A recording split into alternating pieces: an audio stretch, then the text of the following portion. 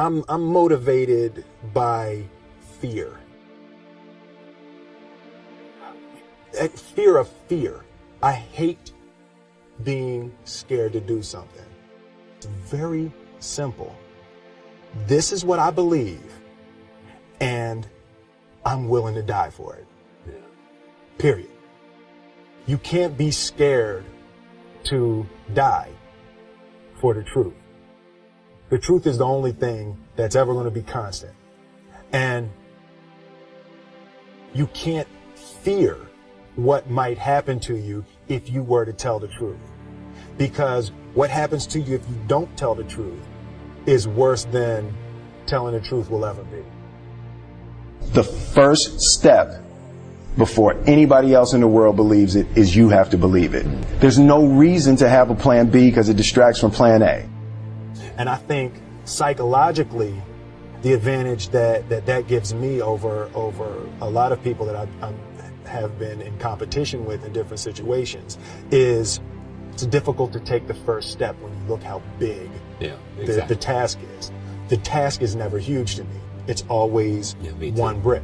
I believe, and I learned very young, that you don't try to build a wall. You don't set out to build a wall. You don't say, I'm going to build the biggest, baddest, greatest wall that's ever been built. You don't start there. You say, I'm going to lay this brick as perfectly as a brick can be laid. There will not be one brick on the face of the earth that's going to be laid better than this brick that I'm going to lay in this next 10 minutes. And you do that every single day, and soon you have a wall. I've never really viewed myself as particularly talented. Where I excel is ridiculous, sickening work ethic. You know, while the other guy's sleeping, I'm working. While the other guy's eating, I'm working. The separation of talent and skill is one of the greatest misunderstood concepts for people who are trying to excel, who have dreams that want to do things. Talent you have naturally. Skill is only developed by hours and hours and hours of beating on your craft. I always knew that I could work hard enough. There wasn't an issue with discipline, or there wasn't an issue with the ability to sacrifice or the willingness to sacrifice. There's no easy way around it. No matter how talented you are, your talent is going to fail you if you're not skilled. You know, if you don't study, if you don't work really hard and dedicate yourself to being better every single day. This one year, my father had his shop, and he decided for whatever reason that he wanted a new wall on the front of his shop. So he tore down probably about 16 feet high and probably about 30 feet long. He just completely tore the wall down, and my brother and I had to dig a 6-foot hole. For the foundation. We were mixing the concrete by hand. A year and a half. We were building this wall for a year and a half. Every day after school, we were coming, mixing concrete, putting it in the hole, doing it, and it was just myself and my little brother. And I remember standing back, looking at that wall, saying, there's going to be a hole here forever.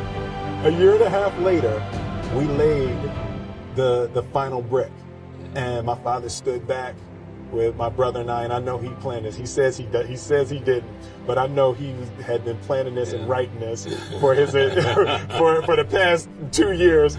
But we stood back, we looked at the wall, and he looked at me and my brother and said, "Don't y'all never tell me that you can't do something," and walked into the shop. As a child, my parents always told me, you could be whatever you want to be, you could do whatever you want to do. And you know, that office, that position, the highest office on the face of the earth, it was something I heard my parents saying it, but I didn't totally believe it. Yet I went out in the world and I carried myself and I held my head high and I stood there and I looked people in their eyes and I talked to people as if I was deserving of everything that this planet has to offer. I really want to say to children out there and to people who are watching, Confucius said one time, he who says he can and he who says he can't are both usually right.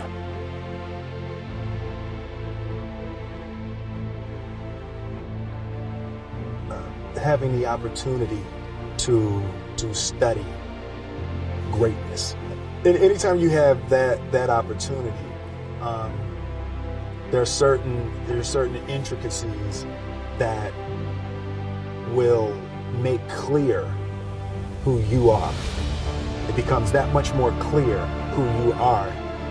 The definition of who I am is very clear to me, and it also redefines who I want to be. In that, I know for a fact that I'm stronger than I thought I was. You know, you can't help but ask yourself the question, what would I do if I was in Muhammad Ali's shoes? I'm not the best at anything. You know what I mean? Eddie Murphy is funnier than I'll ever be. Denzel is more powerful than I'll ever be.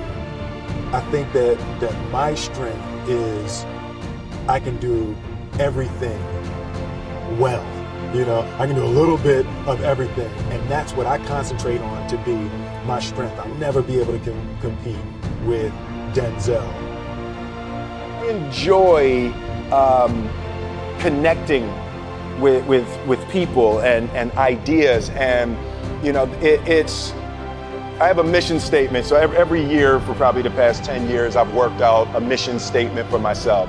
And for the last few years, the mission statement has stayed the same, and it's been improve lives, right? So when I go into something, I'm looking for how the quality of this piece could potentially improve lives. But it's all along the way. It's when you make the movie and how you're interacting with people in the process. And, you know, the concept of improving lives runs through the center of everything I do. And then I realized that the way to improve lives is to continually improve yourself, right? So with that, every morning when I get out of the bed, you know, I haven't fixed everything in the world yet, so there's always something to do. I want my life, I want my work, my family, I want it to mean something. If you are not making someone else's life better, then you're wasting your time. You know, like your life will become better by making other lives better. A few months ago, I said that I believe that if I chose to, I could be the president of the United States. And I think as I've had a chance to intellectualize why I said that. Yeah.